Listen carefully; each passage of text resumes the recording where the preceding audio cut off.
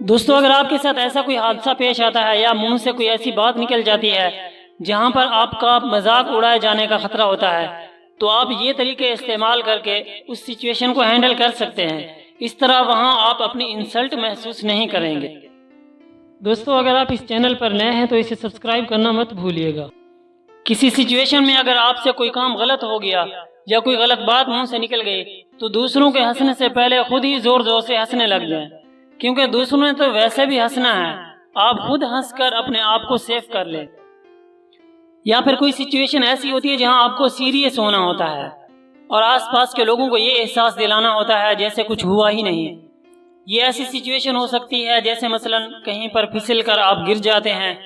تو لوگوں کی طرف دیکھیں ہی نہیں آپ وہاں آس پاس، بلکہ نارملی وہاں سے اٹھ کر کھڑے ہوں، ادھر ادھر دیکھے بنا سیریس ہو کر آگے بڑھ جائیں جیسے کوئی معمولی سی بات ہوئی ہو۔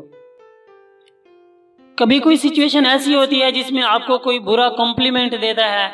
جس میں آپ کی انسلٹ کا خطرہ ہوتا ہے، لیکن وہ خامی آپ میں واقعی میں موجود ہوتی ہے،